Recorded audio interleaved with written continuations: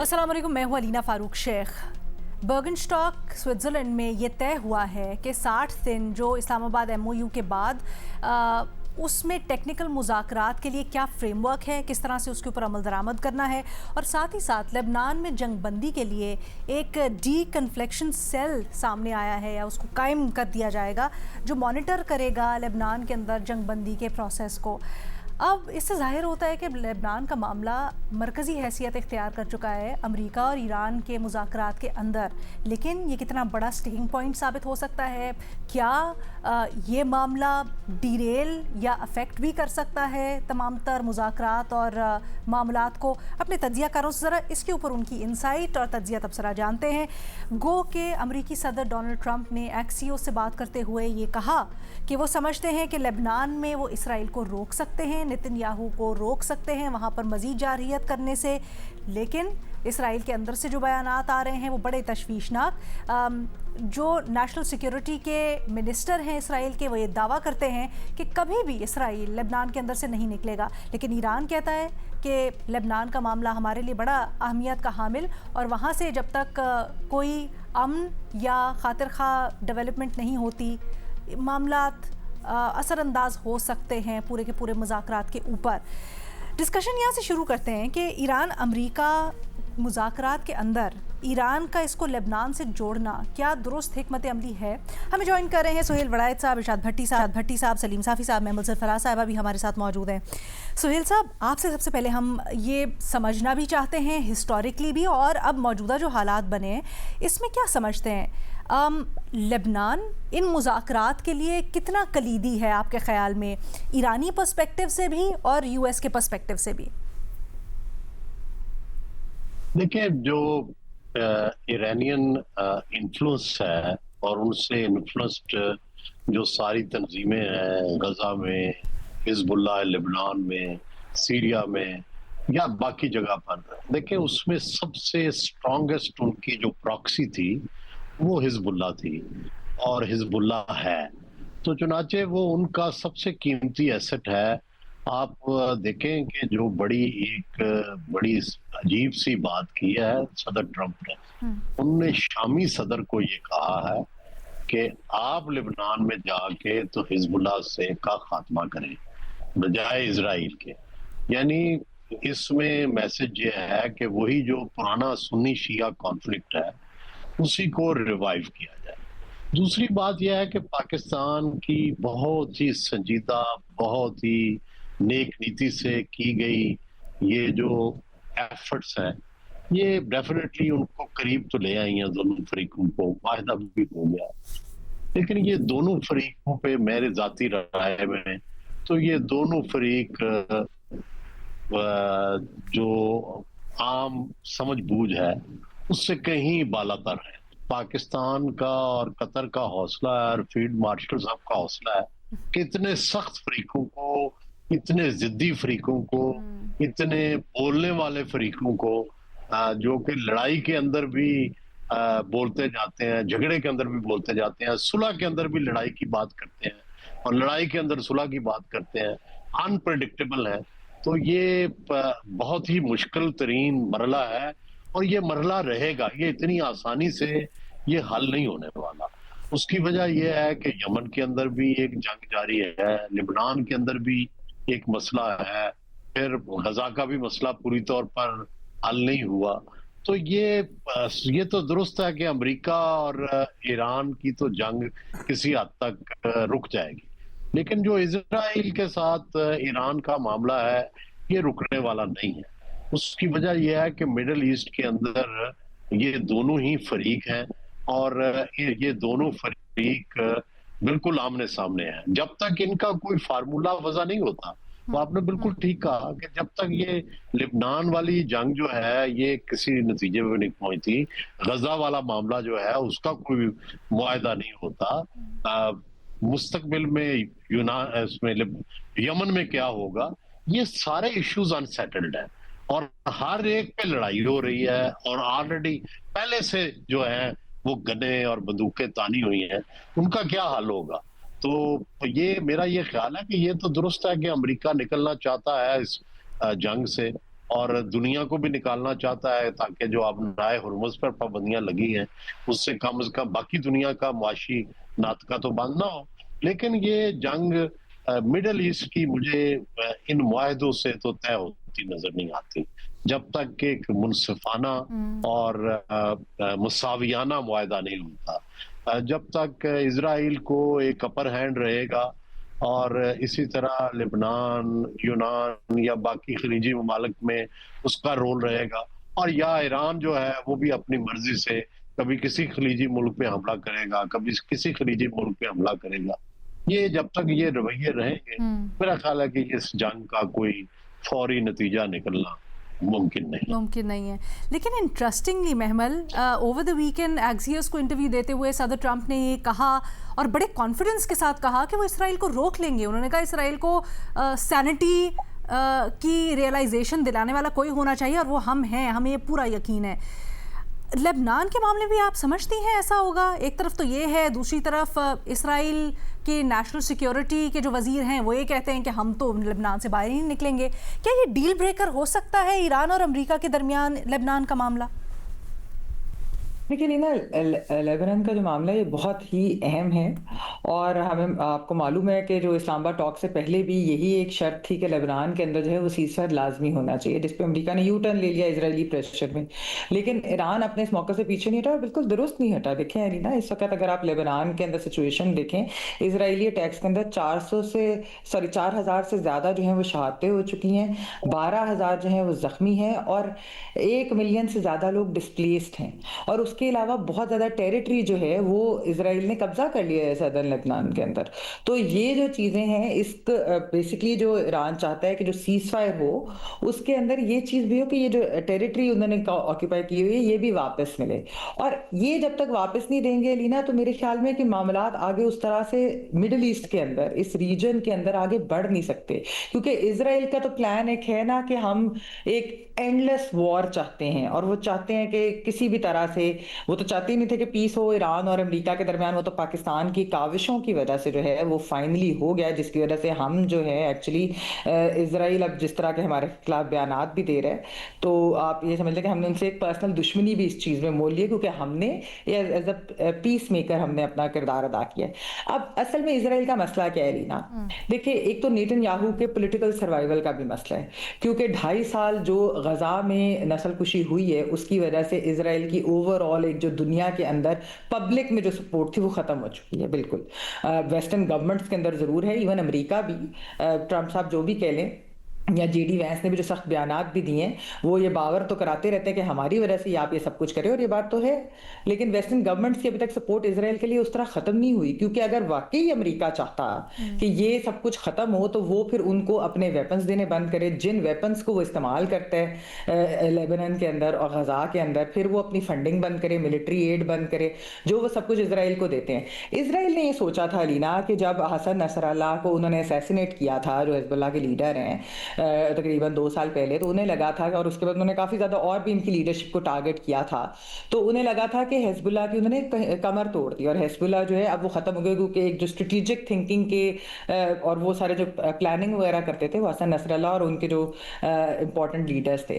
لیکن ہوا کیا کہ حزب اللہ نے اپنے آپ کو ری گروپ کیا، ری اسٹرینتھن کیا، اور جس طریقے سے انہوں نے ابھی بھی یہ جو لیبنان کے اندر جب اٹیک کرتے ہیں تو اس کا جوابی کارروائی کرتے ہیں، تو اس کی وجہ سے اب اسرائیل کے پاس اور نیتن یاہو کے پاس اور کوئی چارہ نہیں، ان کو لگتا یہ کہ اگر ہم اس سے بھی پیچھے ہٹ گئے، کیونکہ ایک تو غزہ کی 2.5 سال کی نسل کشی کے بعد ہمیں دنیا میں بہت زیادہ جو ہے وہ نفرت سے دیکھا جاتا ہے، پھر یہ ہے کہ ایران اور امریکہ کی جنگ سٹارٹ کرا کے ہم نے، یعنی ان کے ساتھ جو جنگ انہوں نے کی، کہ اس کے بعد امریکہ کو بھی یہ سمجھ آ گیا کہ یہ بالکل غلط پلان تھا، فیلڈ پلان تھا، اور اسرائیل نے ہمیں فول بنانے کی کوشش کی ہے کہ رجیم چینج ہو جائے گی، سب کچھ بدل جائے گا، کچھ بھی ایسا نہیں ہوا، تو انہوں نے فوری نکلنے کی کوشش کی ہے، پاکستان نے بھی اس کے اندر بہت زیادہ جو ہے وہ میڈیشن کا رول ادا کیا، پھر بعد میں قطر بھی آ گیا۔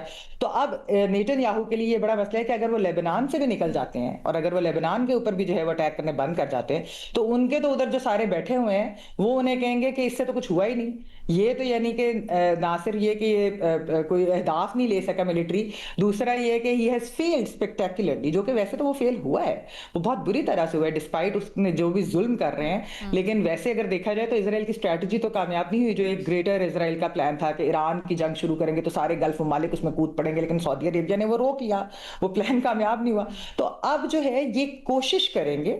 لیکن ہاں میں سمجھتی ہوں کہ اگر کیونکہ اب دیکھیں جو جس طرح کی ٹاکس ہوئی ہیں، شکر ہے کہ بہت اچھے طریقے سے کامیابی سے ہوئی. حالانکہ آپ کو معلوم ہے کہ ٹرمپ کے بیانات کی وجہ سے تھوڑی سی ڈیریل ہونے کا بھی امکان ہو رہا تھا، لیکن اس کے باوجود جو ہے ٹیکٹیکل لیول ٹاکس بھی اور جو آگے ہے ٹیکنیکل لیول ٹاکس، یہ سب کچھ جو ہے آگے چلے گا 60 دن. اور کافی اچھا، نہ صرف اسرائیل کی یہ جو سازش تھی وہ ناکام ہوئی، بلکہ اس وقت جب ہم بات کر رہے ہیں اور لبنان کا ایشو ڈسکس کر رہے ہیں مذاکرات کا، اس وقت مصر کے اندر ایک بڑی اہم ڈیولپمنٹ ہو رہی ہے. فارن یا انٹرنیشنل ارینا کے اوپر 4 ممالک کے وزرائے خارجہ مل رہے ہیں، اور وہاں پہ جو اس سے نکلے گا وہ that's very important as well. Safi صاحب، ہمیں پتہ ہے ایٹ لیسٹ ایران کی جو پبلک پوزیشننگ ہے یا بیانات ہیں اس سے ظاہر ہوتا ہے کہ لبنان کا ایشو ان کے لیے بڑا اہم ہے اور فار آبویس ریزنز.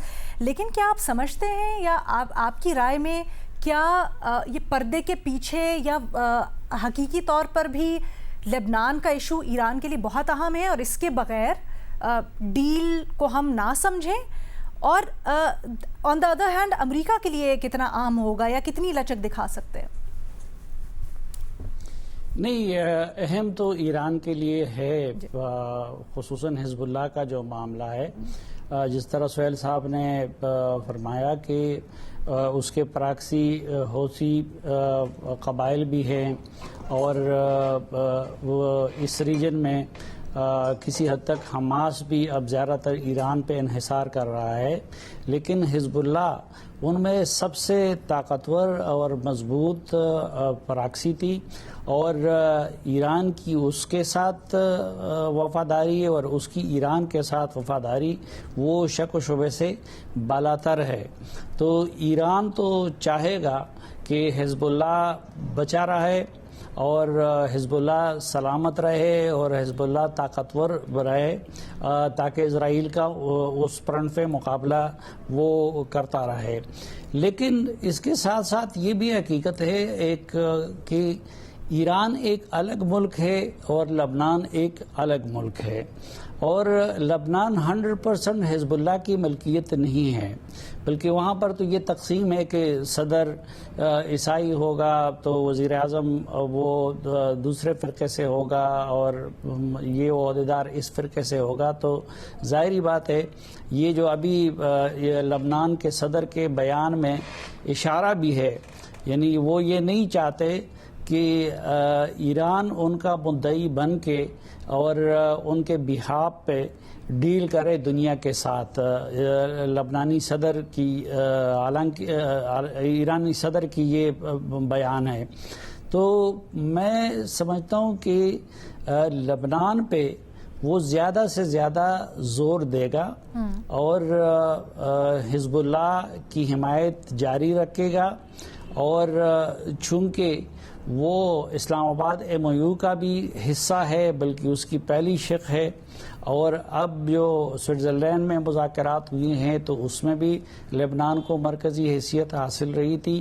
تو امریکہ پر بھی دباؤ ڈالا جائے گا ثالثوں کی طرف سے بھی اور ایران کی طرف سے بھی کہ وہ لبنان میں اسرائیل کی جنگ کو بند کروائے.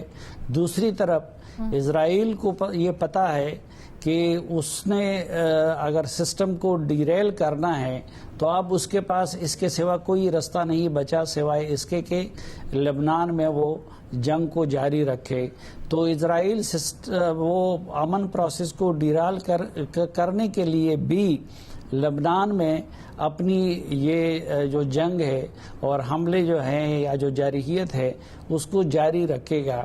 تو لبنان کے ایشو کو ایک مرکزی حیثیت حاصل رہے گی، لیکن ایسا بھی مجھے نہیں لگتا کہ اس کی وجہ سے 100% کام رک جائے گا. مثلا ابھی آپ دیکھیں کہ کل اور پرسوں بھی تو یہ حملے جاری تھے اسرائیل کے, لیکن اس کے باوجود جو تھے برگن اسٹاک میں وہ بات چیت ہو گئی اور مذاکرات ہو گئے, اور اللہ کا شکر ہے کہ کامیاب ہو گئے اور ورکنگ گروپ بھی بن گئے فیوچر کے لیے.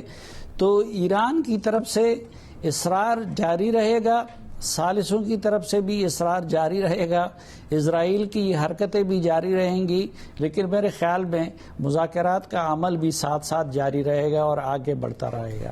اچھا, اگر میں اس کا کاؤنٹر آرگیومنٹ اور اس کو سوال کی صورت میں بھٹی صاحب کے پاس لے کے جاؤں. بھٹی صاحب, اب باقاعدہ طور پر ڈی کنفلکشن سیل بننے کے بعد اگر اسرائیل کی طرف سے جارحیت ہوتی ہے اور وہاں پر نہیں جنگ بندی ہوتی اسرائیل لبنان کے اندر اسرائیل کی طرف سے, تو آپ کیا سمجھتے ہیں یہ ایک ٹیسٹ بھی ہو سکتا ہے کہ پورے سیناریو کے اندر جہاں اعتماد کا بہت فقدان ہے وہاں ایران اور سخت پوزیشن اس کے اندر لے لے اور پورے کے پورے معاملات رک جائیں یا اس کے اندر سے باہر نکل آئیں؟ جی میڈم شیخ, بالکل ایسا ہو سکتا ہے, اور یہ کئی بار ہوگا. اگلے 60 دن جو الٹی گنتی شروع ہو گئی ہے, اگلے 60 دن, اور یہ 60 دن زیادہ بھی ہو سکتے ہیں, دونوں فریق اس کو بڑھا بھی سکتے ہیں. لیکن جتنے دن بھی مذاکرات ہوتے گئے, ہر مرحلے پر یہ چیزیں ہوں گی. کبھی آپ کو لگے گا کہ بس مذاکرات ختم ہونے والے ہیں, کبھی آپ کو لگے گا کہ نہیں, پھر سے کوئی پیش رفت ہونے والی ہے. کیونکہ کئی بار کہہ چکا ہوں کہ اس میں بہت ساری پیچیدگیاں ہیں. پہلی وہی گریٹر اسرائیل کا ایجنڈے والی جس کے پیچھے صہیونی لابی ہے, نیتن یاہو ہے اور اسرائیل ہے, اور دوسرا ٹرمپ مزاج, اور تیسرا پیچیدہ اور بڑے ہی مشکل مرحلے اور ایشوز, اور جس میں ایک ظاہر لبنان بھی ہے. اور یہ اگر لبنان میں جنگ بندی نہیں ہوتی تو ایران اگلے مرحلے میں نہیں جائے گا اور چیزیں ڈیڈ لاک کی طرف جائیں گی. تبھی صدر ٹرمپ کہہ رہے ہیں کہ وہ اسرائیل کو روک لیں گے. اچھی بات ہے کہ جو ہوئی وہ یہ ہے کہ پاکستان اور قطر کی ثالثی میں امریکہ ایران مذاکرات کا پہلا دور مکمل ہوا, اور دونوں فریقین نے مذاکرات جاری رکھنے پر اتفاق کیا. حالانکہ صدر ٹرمپ نے پوری کوشش کی کہ سب کچھ سموتھ جا رہا ہے. کیوں جا رہا ہے؟ میں ابھی موجود ہوں, الحمدللہ 80 سال کا ہو گیا ہوں اور صدر بھی ہوں, اور انہوں نے ٹھوکا ایک ٹویٹ کہ حزب اللہ کو نہ روکا گیا تو ایران کو تباہ کر دوں گا, ایرانی وفد اپنے ملک نہیں پہنچ پائے گا, رویہ نہ بدلا تو دوبارہ ہرمز پر قبضہ کر لوں گا, اور ایرانی صدر اپنی زبان کو قابو میں رکھیں. مطلب اور وہی یہ وہ لمحے تھے جب میٹنگ میں مذاکرات میں تناؤ آیا, تلخی آئی, اور ایک ذرائع کے مطابق کہ ہلکا پھلکا بائیکاٹ بھی ہوا اور واک آؤٹ بھی ہوا, لیکن پھر پاکستان اور قطر اس کو واپس لے کے آئے ثالثی کی کوششوں میں. اور اگر صدر ٹرمپ کا یہ کام جاری رہتا ہے, جو ان کو پتہ نہیں یہ ایکس کب ان کے پہلی مرتبہ ان کی زندگی میں آیا تھا, ہماری بد نصیبی, تو یہ جاری رہتا ہے تو پھر تو جاری رہے گا. تو جہاں تک اس بات کا تعلق ہے میڈم شیخ کہ آپ کا سوال جو ہے کہ کیا ایران کا امریکہ کے ساتھ مذاکرات کو لبنان سے جوڑنا درست حکمت عملی ہے؟ بالکل درست حکمت عملی ہے. مانا کہ لبنان اہم ہے ایران کے لیے, لیکن کبھی آپ نے سوچا ہے کہ حماس کی آڑ میں غزہ میں کیا کیا اسرائیل نے؟ کبھی آپ نے سوچا ہے کہ حزب اللہ کی آڑ میں لبنان میں کیا کر رہا ہے اسرائیل؟ کبھی آپ نے سوچا ہے کہ شام پر حملے کیوں کیے اسرائیل نے؟ کبھی آپ نے سوچا ہے کہ عراق میں وقفے سے وہ سازشیں کیوں کرتا رہتا ہے؟ لیبیا میں اس کی سازشیں کیوں جاری ہیں؟ مغربی کنارے پر اس کے ظلم کیوں جاری ہیں؟ میں تو کہتا ہوں پوری مسلم دنیا کو ایران کا شکریہ ادا کرنا چاہیے کہ اس نے لبنان سمیت ہر محاذ کو جنگ بندی جیسے اہم نقطے پر امریکہ کے دستخط کروائے. کیوں؟ اس لیے کہ یہ اسرائیل ہے جو شام کی گولان کی پہاڑیوں پر قبضہ کر چکا ہے, اسرائیل ہے جو غزہ کو قبرستان بنا چکا ہے, اسرائیل مغربی کنارے سے فلسطینیوں کو بے دخل کر کے 128 باقاعدہ اور 122 بے قاعدہ یہودی بستیوں میں اب تک 7 لاکھ یہودی بسا چکا ہے, اور یہ آبادکاری جاری ہے. اور اب اسرائیل کا فوکس پوائنٹ ہے لبنان. بھلا کیوں فوکس پوائنٹ ہے لبنان؟ اس لیے 6 قصبوں پر بلڈوزر چلا دیے اس نے, اس لیے روزانہ 3 دیہات وہ خالی کروا رہا ہے جنوبی لبنان میں, اس لیے 2 تاریخی شہر کھنڈر بنا دیے, کیونکہ وہ جنوبی لبنان کو لبنانیوں سے پاک کر کے بفر زون بنانا چاہتا ہے اور وہاں مستقل رہنا چاہتا ہے, اور پھر اس سے اگلا شہر اور پھر شمالی لبنان اور پھر اگلا ملک، مطلب آسان لفظوں میں ٹھیک ہے، وہی گریٹر اسرائیل کا ایجنڈا.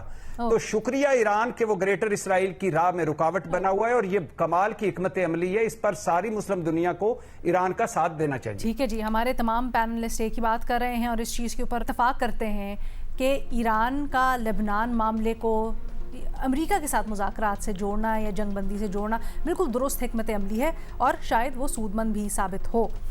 اسی کے ساتھ ایک بریک لیتے ہیں، بریک کے بعد واپس آتے ہیں دیگر سوالات کے ساتھ.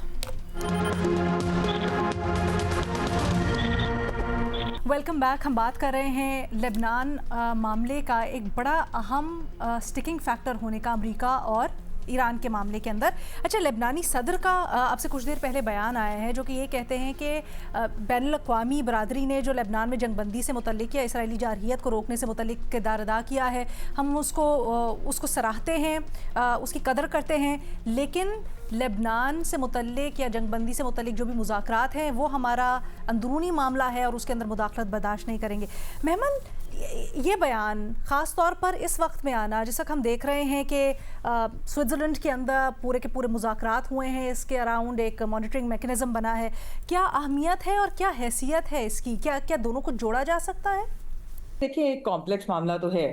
ویسے تو بظاہر تو ایسے لگ رہا ہے کہ شاید جو ہے لیبنان وہ ایسی بات جو کر رہا ہے شاید ایران سے ریلیٹڈ ہے کہ جو ان کی ڈیمانڈ ہے، لیکن ایکچولی لیبنان کو بھی اس چیز کا معلوم ہے کہ ایران ہی وہ واحد ملک ہے کہ جو لیبنان کے اندر سیز فائر کروا سکتا ہے، اتنا پریشر بلڈ اپ کر سکتا ہے کہ وہ یہ سب کچھ ختم کرے. یہ جو ایک بیان آپ کو معلوم ہے کہ صدر ٹرمپ نے دیا تھا، سہیل صاحب نے بھی اس کا ذکر کیا، جو سیریا جو ہے وہ انٹروین کر کے اور حزب اللہ کے خلاف کچھ کرے گا. اچھا، اس کا بھی جو سیرین پریزیڈنٹ ہے انہوں نے ڈینائی کر دیا، انہوں نے کہا ہم کوئی انٹروینشن نہیں کرنا چاہتے حزب اللہ کے خلاف یا لیبنان کے اندر، کیونکہ ہم تو لیبنان کے ساتھ جو ہے وہ اپنے اکنامی کا دوسرے ٹائز جو ہیں وہ بہتر کرنا چاہتے ہیں، نہ کہ یہ کہ ہم کوئی اس طرح کی چیزیں کریں. اور بلکہ ان سے اب یہ سوال کیا گیا کہ کیا آپ حزب اللہ کے ساتھ بھی اگر آپ کو بیٹھنا پڑا تو کیا آپ بیٹھیں گے؟ تو انہوں نے کہا کہ ہاں، ہم جو ہے اس کے اگر لیبنان کے انٹرسٹ میں بھی ہے اور سیریا کے بھی انٹرسٹ میں تو وہ کریں گے. تو یہ جو فورن انٹروینشن ہے یہ بیسکلی ایک میسج امریکہ کے لیے بھی ہے کہ آپ اس طرح کے جو مس ایڈونچرز ہیں یہ آپ بند کریں، کیونکہ آلریڈی ادھر جو ہے اسرائیل نے آپ کے وہ انہی کا ہے اہل ہے اور انہی کی شے کی بنا پر وہ اس طرح کی جو ہے حرکتیں کرتا ہے، اس طرح کے اٹیک کرتا ہے، جینوسائڈ بھی وہ کر رہا ہے. تو اس لیے یہ ایک آئی تھنک اوور آل ایک کمپلیکسٹی کو شاید وہ اس کو لانے کے لیے اس طرح سے اگر یہ امریکہ کو پیغام ہے، امریکہ تو پہلے ہی مذاکرات کروا رہے اسرائیل اور لبنان کے درمیان واٹ ایور دے ور، لیکن نام ہاتھ بے شک، لیکن ابھی تک اس کے اندر کوئی خاطر خواہ کامیابی نہیں. کیونکہ دیکھیں نا، امریکہ جو ہے وہ بھی نہیں چاہے گا کہ اگر اسرائیل یعنی کہ کچھ کر رہا ہے اس طرح کی چیز تو امریکہ اسے کیوں روکنا چاہے گا. سہیل صاحب کی بھی اس کے اوپر رائے جان لیتے ہیں. ایران سے ٹھیک ہے، سہیل صاحب کی بھی اس کے اوپر رائے جان لیتے ہیں. سہیل صاحب، یہ جو پیغام ہے یا پھر یہ جو بیان ہے، آپ اس کا کس طرح تجزیہ تبصرہ کرتے ہیں؟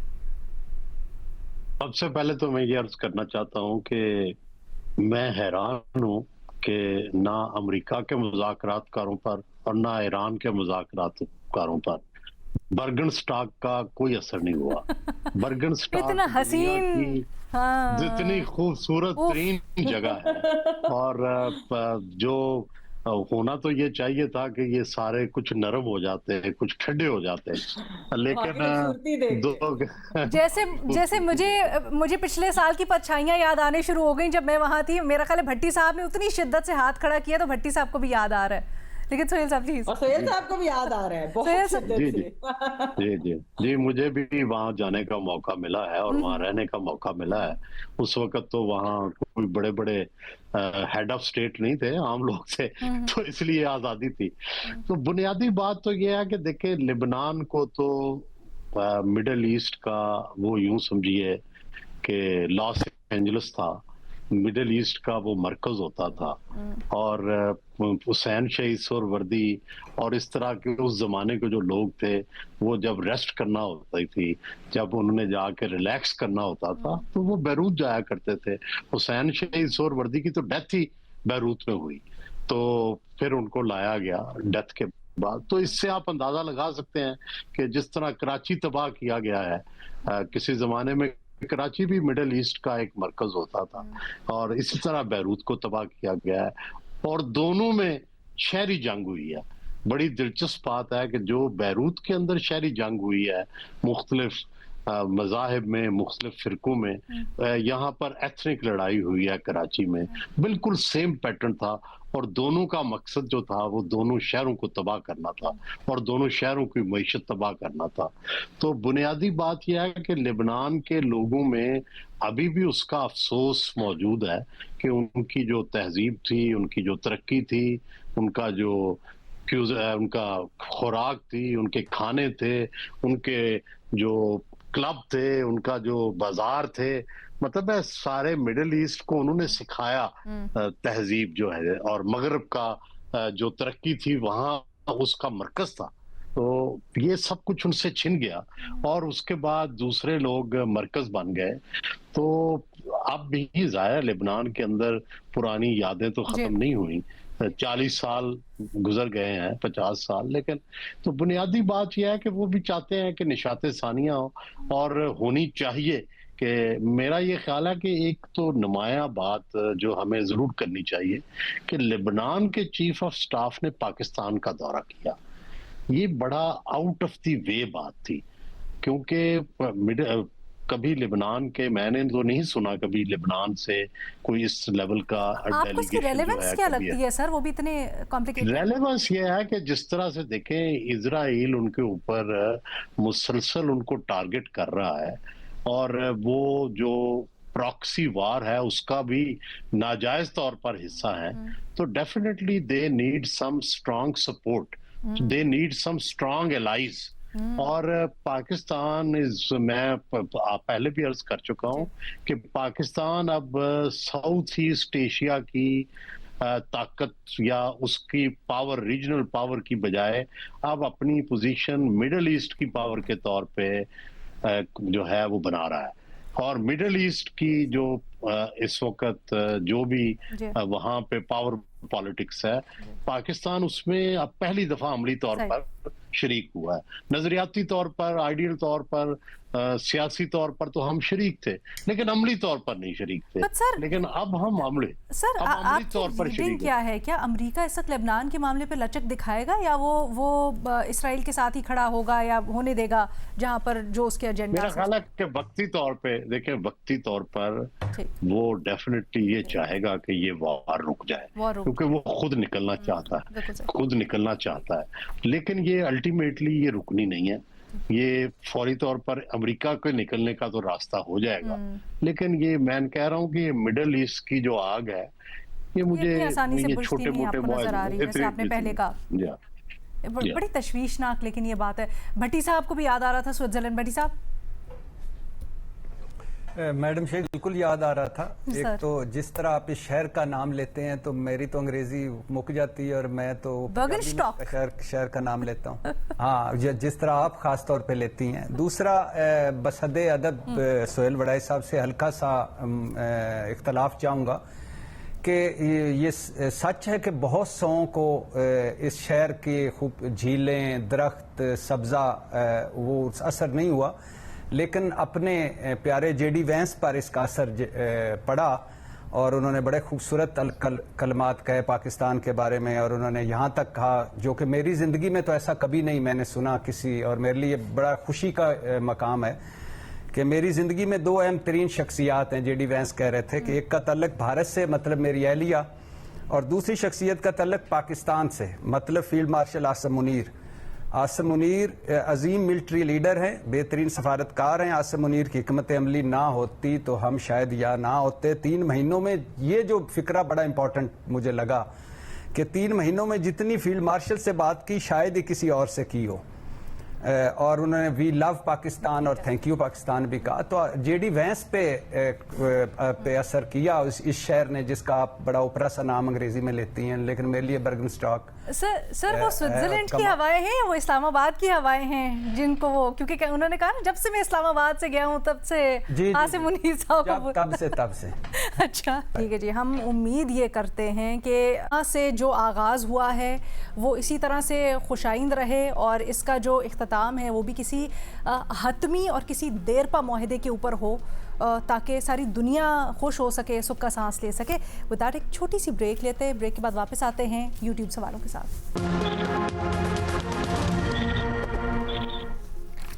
Welcome back. यूट्यूब सवाल डिस्कस करते हैं। सुहेल वड़ाइच साहब से पहला सवाल सर, गिलगित बल्तिस्तान में नई हुकूमत साजी के लिए पीपल्स पार्टी, मुस्लिम लीग नून और IPP के दरमियान पावर शेयरिंग फॉर्मूले का ऐलान हुआ है। इसके तहत वज़ीर आला का ओहदा पीपल्स पार्टी, गवर्नर का ओहदा नून लीग और अभी बाकी जो है उसके ऊपर निटिग्रिटीज़ तय होंगी। सवाल ये है, ये पावर शेयरिंग माहिदा सियासी इस्तेहकाम मजबूत करेगा? जी, मेरा ख्याल है बिल्कुल जो फेडरेशन में है तकरीबन वही जो पंजाब में है, आप देखें उसी तरह का मुआहदा है। ये भी उसी तरह का मुआहदा है, कन्वीनियंट है कि उसी की नकल जो है, जो पंजाब में, सिंध में, सब जगह है, उसी की नकल जो है वो गिलगित बल्तिस्तान में की गई है। तो उस हवाले से तो ठीक है, जो ऊपर है वही नीचे है। लेकिन गुजारिश ये है कि दो बातें हैं, जब ये हुकूमत चलने के लिए दो जरूरी होती हैं, अच्छी सियासत, अच्छी मईशत। तो मैं तो इन दोनों से आजकल मुतमिन नहीं हूँ। ठीक है, thank you so much Sohail Waraich साहब। अच्छा जी, आगे चलते हैं। सलीम साफ़ी साहब, आपके लिए सवाल आया है। खैबर पख्तूनख्वा हुकूमत ने विफाक को ग्रांट बानी PTI इमरान खान के साथ मुलाकात से मशरूत कर दिए। सर सवाल ये है, आपके ख्याल में फैसला कैसा है? देखिए, एक तो पहले से जो वफाकी हुकूमत का दावा है तो वो यही है कि जो ECC की मीटिंग हुई थी उसमें तमाम सूबों ने अपने अपने हिस्से का शेयर देने का वादा किया था और सुहेल अफरीदी साहब का प्राइम मिनिस्टर ने बाकी चीफ मिनिस्टर्स की तरह नाम लेके शुक्रिया भी अदा किया था और उसके अगले दिन भी ये किया था।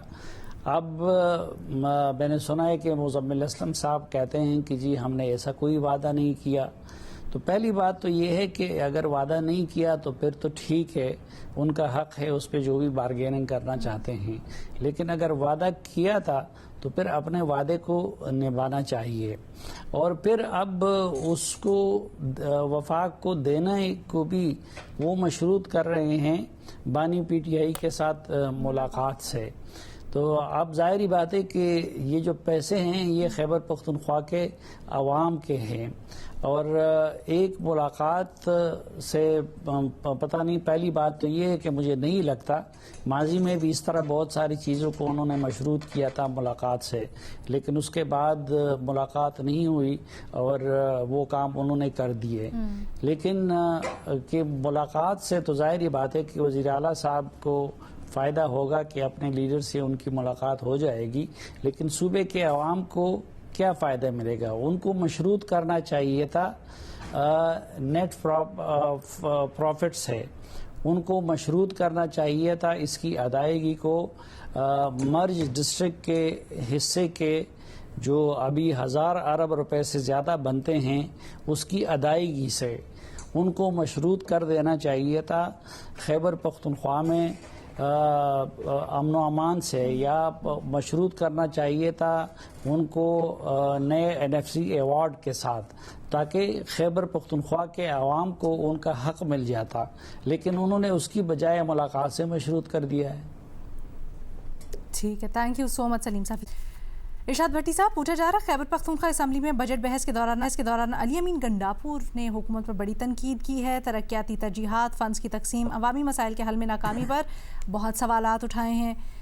गंडापुर साहब की जो तनकीद है सूबाई हुकूमत की कारकर्दगी पर अदम एतमाद का इजहार है और इसके क्या असरात हो सकते हैं आपके ख्याल में?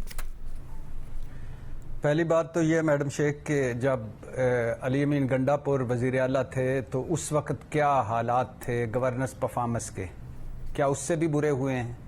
दूसरी बात ये है और अच्छी बात है, मुझे अच्छा लगा वो बोले अपनी हुकूमत के ख़िलाफ़ और हमारे यहाँ एक सियासत इसी की बन गई, हालांकि पूरी दुनिया में ऐसा नहीं होता। अभी जैसे बरतानवी वज़ीर आज़म को जाना पड़ गया, क्यों? क्योंकि अपनी पार्टी ने अदम एतमाद किया। 4 रिपब्लिकन्स ने ट्रंप साहब के अगेंस्ट वोट दिया अमेरिका ईरान जंग पर, और आज रिपब्लिकन्स भी क्वेश्चंस कर रहे हैं ट्रंप साहब को। हमारे यहाँ होता है कि ऊपर एक जो आका है जो कुछ कह दे वही चलता है। अच्छा लगा मुझे अपनी पार्टी पर, हालांकि उनके और रिजर्वेशंस हैं और तहफ़्फ़ुज़ात हैं सुहेल अफरीदी साहब से, इस हुकूमत के साथ, और उन बहुत सारे मामलात हैं। लेकिन अच्छी बात यह है کہ جن ایشوز پہ انہوں نے بات کی وہ عوامی ایشوز ہیں اور یہ مسائل ہیں خیبر پختونخوا میں، گورننس پرفارمنس کے بڑے سنجیدہ مسائل ہیں۔ خیبر پختونخوا حکومت جو ہے کوئی شک نہیں کہ وہ جن حالات سے گزر رہی ہے اس میں ان کی کارکردگی متاثر ہونی تھی، لیکن اتنی بری کارکردگی خیبر پختونخوا میں نہیں ہونی چاہیے تھی۔ تو جو کام اپوزیشن نے کرنا تھا وہ علی امین گنڈا پور صاحب نے کر دیا، لیکن اس کا کوئی پارٹی پر اثر پڑے گا یا کوئی پارٹی میں کوئی تبدیلی آئے گی یا کوئی تبدیلی لا پائیں گے؟ نہ علی امین گنڈا پور ایسا چاہتے ہیں، نہ ان کے ساتھ اتنے ممبر ہیں اور نہ ایسا کچھ ہونا ہے، لیکن اچھی بات ہے انہوں نے بات کی۔ ٹھیک ہے، تھینک یو سو مچ بھٹی صاحب۔ محمل، سپریم کورٹ نے خلا سے متعلق اہم فیصلے میں کہا ہے کہ عدالتی طور پر ختم ہونے والے نکاح کو بعد ازاں فوجداری یا سول مقدمات کے ذریعے متنازع بنانا قانون کا غلط استعمال ہے اور ہراسانی کے زمرے میں آتا ہے۔ آپ کی اس فیصلے پر رائے؟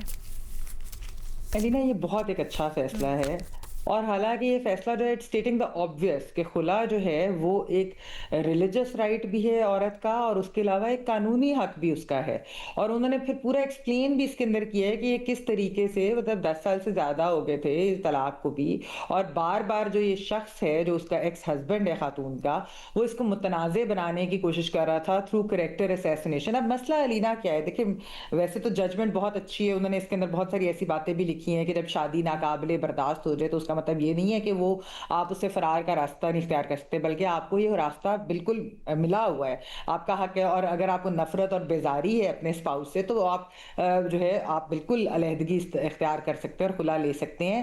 انفارچونیٹلی انہوں نے یہ بھی اس کے اندر بتایا کہ کس طریقے سے جو ہمارے ہاں مرد حضرات ہیں اس سوسائٹی کے اندر وہ ویپنائز کر لیتے ہیں لیگل سسٹم کو، اور کس طریقے سے وہ اپنی ایکس وائفز کے پیچھے پڑے رہتے ہیں کہ کسی طریقے سے ان کو آگے بڑھنے سے، موو فارورڈ کرنے سے روک دیا جائے۔ یہ الینا اصل مسئلہ ہے۔ دیکھیں ججمنٹس تو ایسی پہلے بھی بہت سی آئی ہیں اور بھی ہم دیکھیں گے کہ فیوچر میں بھی ایسی آئیں گی، کیونکہ یہ معاملات یہاں نہیں رکیں گے۔ ایک اچھی ججمنٹ کا جو ہے وہ مطلب یہ نہیں ہے کہ کوئی اس کی وجہ سے سوسائٹی میں کوئی میننگ فل جو ہے وہ چینج ہو۔ جب تک سوسائٹی میں کوئی میننگ فل چینج نہیں ہوگی، یہ چیزیں نہیں بدلیں گی، تو تب تک ہم آگے نہیں بڑھ سکتے۔ اصل ایشو یہ ہے الینا کہ یہاں پر مرد حضرات سمجھتے ہیں کہ جو بیوی ہے ان کی، وہ اب دیکھیں اس کیس کے اندر تو وہ ڈومیسٹک وائلنس بھی کرتے تھے، پھر اس کے بعد انہوں نے ان کی بچی کو ہاسٹیج رکھ لیا تاکہ وہ آگے نہ بڑھ سکیں یا یہ ہے کہ وہ واپس آئیں۔ اب وہ اپنی ملکیت سمجھتے ہیں، وہ سمجھتے ہیں کہ ہماری عورت ہماری پراپرٹی ہے اور ہماری اونرشپ ہے، اور اگر یہ ہم سے یعنی کہ طلاق لے لیا، خلا ہو گیا ہے، تو وہ دوسری شادی کا حق نہیں رکھتی، زندگی آگے وہ خوشی سے بسر نہیں کرتی۔ یہ میں نے کہا کہ روز کی ہماری جو ہے وہ لڑائی ہے، اور اسی چیز کو سوسائٹی نے بدلنا ہے، اور وہ ججمنٹس نہیں، ہمارے اپنے رویے بھی، اویئرنیس کیمپینز بھی، اور جو ہے قوانین تو بہت سارے ایسے موجود ہیں، لیکن ہم نے دیکھا ہے کہ آنر کلنگز اور یہ چیزیں انفارچونیٹلی یہ ختم بھی نہیں ہوتی اس طرح کی جو ہم دیکھتے ہیں قوانین کے باوجود۔ تو اس چیز کو کرنے کے لیے آئی تھنک انہوں نے ویسے تو ان کو بھی فائن کیا، لیکن یہ ہے کہ اس کے اوپر جو ہے مزید اگر اس طرح کے مرد حضرات جو ہے وہ چاہتے ہیں قانونی چارہ جوئی کرتے تو ان کو بالکل پینلائز کرنا چاہیے، اور تاکہ عبرت کا نشان بنے اور آئندہ سے ایسے کام نہ کریں۔ ٹھیک ہے، اس طرح کی ججمنٹس یہ ضرور کہ ایک تو ہمیں موقع دیتی ہیں ان ایشوز کو ڈسکس کرنے کا اور بار بار ڈسکس کرنے کا تاکہ لوگوں میں شعور پیدا ہو، اور دوسرا یہ بھی کہ جب ہائیسٹ لیول آف عدالت سے یہ فیصلے آتے ہیں اور اس کے اوپر بات ہوتی ہے اور اس کی سرزنش ہوتی ہے تو لوگوں میں ڈراوا بھی کہیں نہ کہیں آتا ہے۔ تو جی فیصلے بھی آنا ضروری ہے، شعور بھی آنا ضروری ہے، ایک ملٹی پرانگڈ اپروچ ہے جس کو آگے لے کر جانا بڑا ضروری ہے۔ ہم اس کے اوپر آنے والے شوز میں بھی بات کرتے رہیں گے مختلف زاویوں سے۔ ابھی اجازت دیں، اللہ حافظ۔